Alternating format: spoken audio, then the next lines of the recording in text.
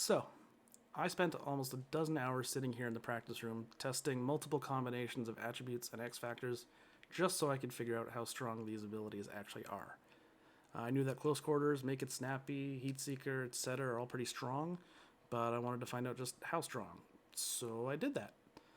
If you want to know the answer, as much as this is probably bad for the YouTube algorithm, I'll give it to you straight up front so you don't have to click to the end. Superstar abilities, the gray boost, seem to give about +5 to your shooting stats, while X factors seem to give +10. It's as simple as that. The other question you might have is, can these abilities go beyond the stat cap of 99? And the answer to that is yes, they can. Feel free to click off the video now if that's all you wanted, but I'd appreciate it if you stuck it out to the end. I mean, you can even just mute it and leave it running just to help me with the algorithm. But I will have a secret result from another unrelated test that I'm doing around the end for the people who stick around. So, how exactly did I test it? Well, I created 5 skaters, assigned them to the team I'm unfortunately a fan of, went into the practice room with the rush scenario with all 5 of my guys on the offense and then 1 player on the defense. I would put a second controller on the defensive team and basically just pull the goalie and take wrist shots from the exact same spot. I took 3 shots with each player, would back out, change their attributes, come back in, do it all over again. This let me get data points from 40 power all the way up to 99 in increments of 5, except for 95 to 99. And then I would have no Heatseeker, silver Heatseeker, or gold Heatseeker. Once I did all of that, I recorded all of these, uploaded them to YouTube, and then started my calculations. So now that I have all this footage, to calculate the speed of the shots, we have all the info we need. One, we need to know what FPS the game runs at, or how many frames per second, which is 60. 2, we need to know how far the shot traveled, which I'll show you in a second how I got that. And 3, how many frames it took the shot to travel the distance that I've calculated. Once we have how many frames, we can convert that back to seconds, and then we can convert how many feet it traveled to feet per second, and from that we can get miles per hour, kilometers per hour, whatever we want. So, how do I get the distance? That is probably the biggest question and the hardest one, and the one that, no matter what, has to be approximated, as well as the frames. I kind of had to approximate those too. But for the distance, first of all, to make sure all of the distances or all of the shots were taken from the same frame of the animation, I guess, what I would do is I would go 1 frame after this little blue line showing the net disappeared. So this would be frame 0.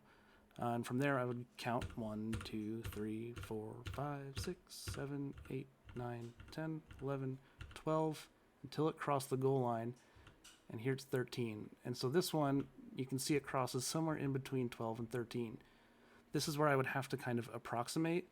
And so for this one, I probably would have said it crossed at frame 12.2 or 12.3. Because you can see it's further into the net, and it's already really close to the line.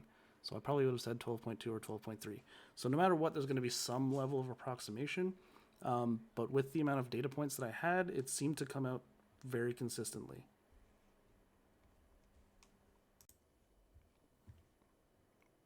So after I calculated how many frames from here, where the puck currently is, to the goal line took, then I have to get the shot distance. So how do I do that? Well, I opened up this little shot plotter here. And what I would do is I would look at where the puck was, the frame after that little blue beam went away, and say, here's where the first frame was.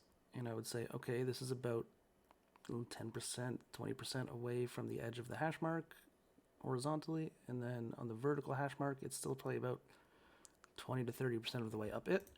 I would go in here, try to get close to where that was, do a little click, and it would give me the distance as 23.4 feet. After getting the frames and the shot distance 117 times, I ended up with this spreadsheet. If you, for some reason, didn't think I was the biggest nerd on the planet before you saw this spreadsheet, you should now. So, once I had all this data and calculated the speed for each individual shot, I then averaged the speed for all 3 shots for all 39 builds that I used. and threw together a couple charts just to see if anything stood out. And it did. Aside from 40 power, which seemed kind of weird, I feel like I must have calculated something wrong or counted the frames wrong on the 40 power build. I went back and I don't think I did. So I don't know what's going on down here and why 40 power with no boost is stronger than 45 and 50. It could just be luck.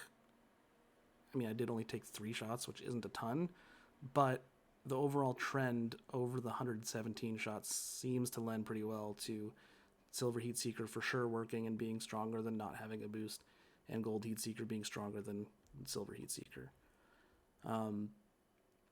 If I adjust Silver Heatseeker over, so what I did is basically I took the 40 power to 99 power for the Silver Heatseeker and just shoved it over 1. So you can see 67.3 is now 45 power equivalent. And for the Gold Heatseeker, I moved it over by 2. They almost line up perfectly. Like Gold Heatseeker, Silver Heatseeker, and no boost all overlap. That's basically all I needed to see to say, okay, at the very least, it should be close to 5 for Silver Heatseeker and close to 10 for Gold Heatseeker. I also looked at the trend lines, and you can see here, once you get past 70, it seems to stay at a consistent distance between these, and it's basically Silver Heatseeker is half as strong as Gold Heatseeker. 5 higher, 10 higher.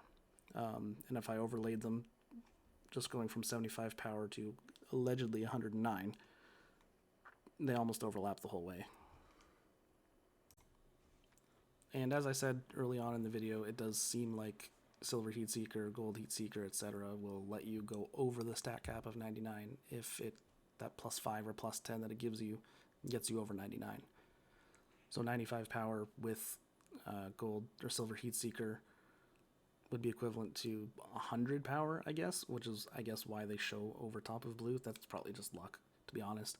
But you can still see that 104 power is possible, theoretically, and it's still stronger than the blue, and 109 only with the gold is possible, and it's stronger than Silver Heatseeker too. All right, take 30. I cannot get this to be short enough. So, you now know that the shot boosts, if they're gold, give you plus 10, and if they're gray, give you plus 5 to both your shot power and accuracy. Next question is, are they meta? Should you be using them? Which ones should you use? Yes, they're meta. Should you be using them? If you're a forward, you most likely should have one of those shot traits or abilities on. If you're a D guy, it's not necessary, but you could throw on Heatseeker or 1T or Seeing Eye, depending on how you play. But for a forward, it just makes sense. There's not many abilities and boosts that make more sense for a forward. First of all, shot, accuracy, and power cost a ton. They're in the same category as speed, agility, and acceleration, which are arguably the only things more important than shooting, I would say. If you're a forward, you need to get to the puck, you need to get open, you need to be able to move and make plays. Speed kills, and if you don't have it, it kills you. So you're going to have a low wrist shot with most builds in Shell. Like, you're going to have low 80s at best with most builds, aside from a sniper, in which case you just have low everything else instead of a shot.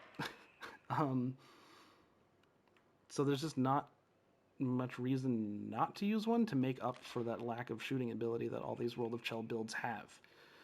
Plus, there's just not a lot of boosts available that make sense. Like, I use Truculence, Elite Edges, and then one other boost. That's it. All of my builds pretty much have Elite Edges and Truculence.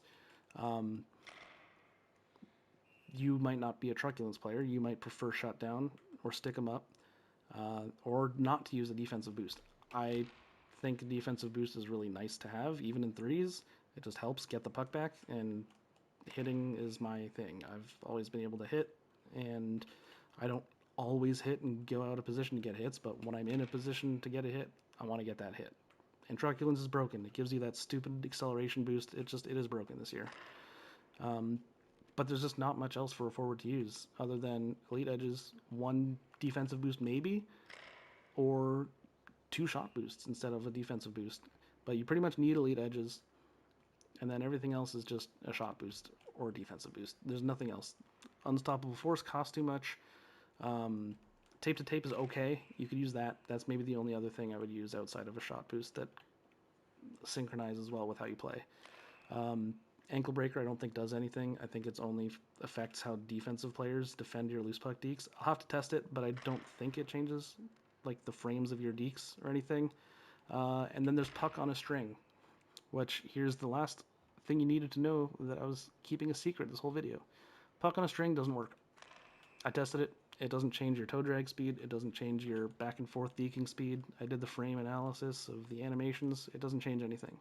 So puck on a string is broken. So you can just take that out of your repertoire, and you're left with big tipper for sixes and maybe threes, but that's about it. So just look at how you play. Use whatever shot boost has the description that matches best with how you play, and throw that on if you don't know what else to use, because there's just not much else to use.